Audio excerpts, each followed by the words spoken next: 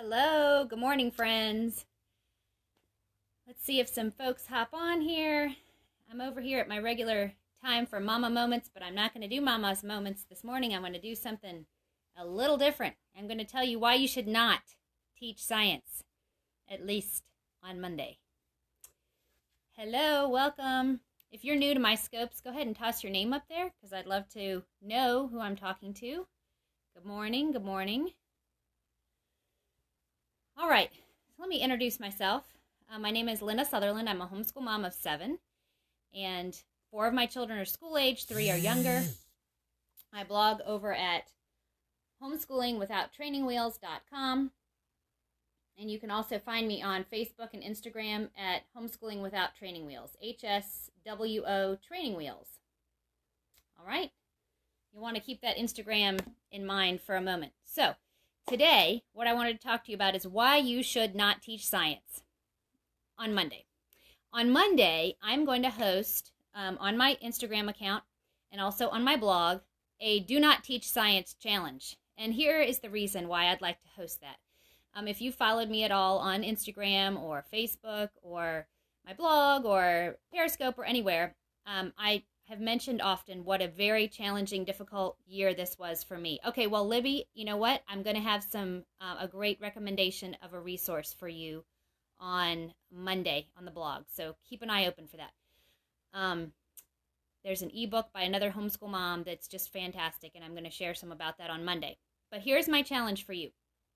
Okay, on Monday, or if you can't do it Monday, you can pick some other day. But I'm going to try to see if we can do this all on Monday. On Monday, do not teach science. Now, I know it's the summer, so maybe some people aren't normally schooling over the summer anyway, and I figure that choosing a time when people don't normally feel compelled to do school might give you a little more freedom to do this. But this is what I want you to do. For a whole day, Monday or some other day, do not intentionally teach your children anything about science, okay? And instead, this is what I want you to do. I just want you to have a way to keep track of what they naturally ask about or are interested in. There's a few ways you can do that, okay? First of all, you as a mom could just keep a little notebook in your back pocket. And every time a kid asks a question, you can jot it down.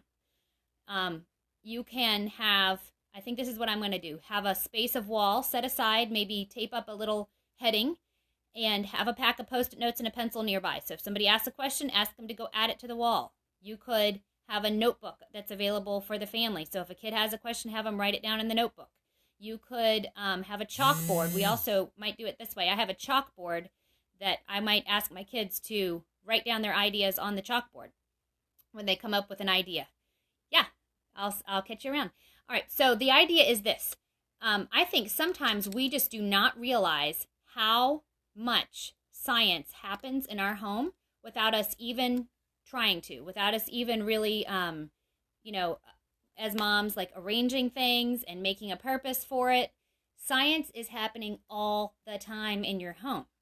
So my goal is for a whole day, rather than for you to be intentional about teaching science, or I even want you to not take the teachable moment. Like, don't say, oh, look at that bug. Let's talk about insects and how many legs they have, right? Don't take a teachable moment. Don't even do that.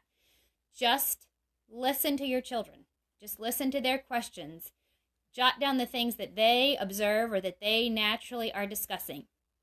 And then you can do a whole bunch of different things with these. First of all, sometimes a theme is going to spring out and you're going to think, okay, we can go with this. We can get a bunch of books from the library. Sometimes you're going to want to follow up on it more quickly because it's something that, 3 days from now they're not going to be interested in anymore, or they will have forgotten that they were asking about. So, take note of the things that they want to know about, and you can make some decisions about what to do with that. But here's the great thing about this, okay?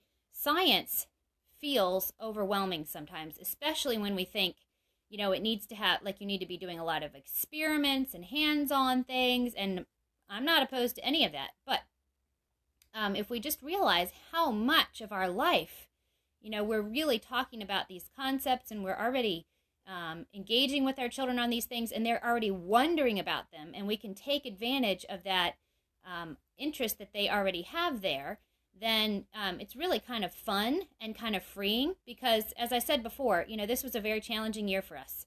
And so science was one of the things that kind of got dropped. Science meaning the official, like, we are now doing science. Everyone sit down and be quiet, and I have a lesson to teach you kind of science. But I was blown away in how much science just happened through the course of regular life. And I'll just give you some examples of things you might not think about. Okay, so a child scrapes their knee, and they ask, why do they need a Band-Aid, or why do you need to clean it out? That's a science question.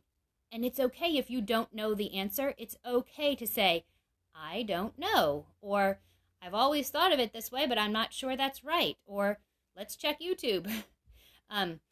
A child is asking about why blowing on their soup helps to cool it off. A child asks about why do they sweat when they're outside. What were some of the other things I was thinking about? Oh, asking about why hiccups happen. All of these you just don't even think about through the course of your day. You're fielding questions constantly from your children, but you don't even think about the fact that so many of them, really, these are science conversations, right? So as you go through your day, just, if you can, set aside Monday. Set aside Monday as your day to not teach science. And instead, just let your kids fill you up with ideas and topics and questions. And I'm not saying you can't answer their questions, but you as the mom are not allowed to lead or direct any science discussions. You're not allowed to start the conversation. You're not allowed to sit them down and have a lesson. Let them tell you the things that they're interested in by the questions that they ask. And then, like I said, you can do a number of things with those ideas. And some things that are going to affect what you do with those ideas are, you're going to need to know your kids, right? So some of your children are going to be at an age or be self-motivated enough to go and do some research. Like, what kind of bird is that? Well, they're going to, one of my daughters, she's just going to naturally go to the shelf and pull out a book and start reading about what kind of bird that is. Others of your children are going to need more immediate feedback right away in order to help them follow up on that question.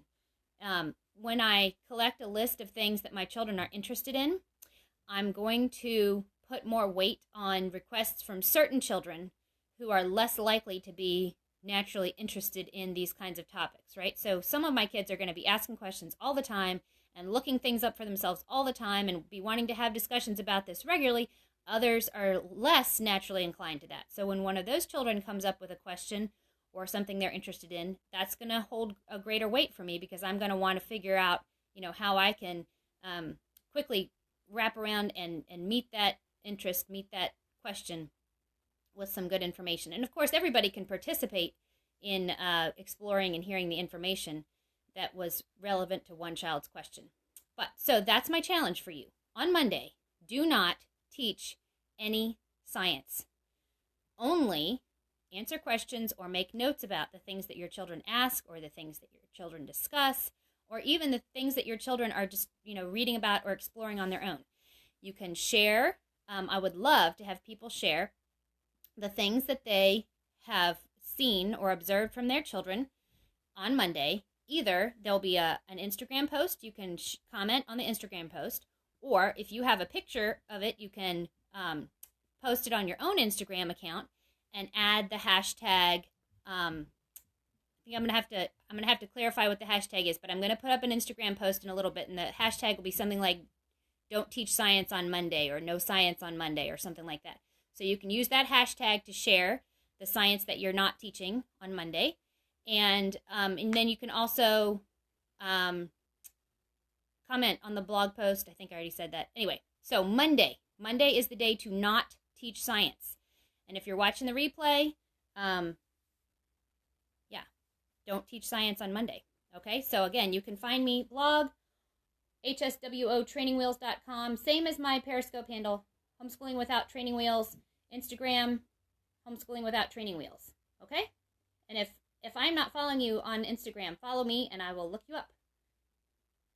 So, thank you for listening. Don't teach science on Monday.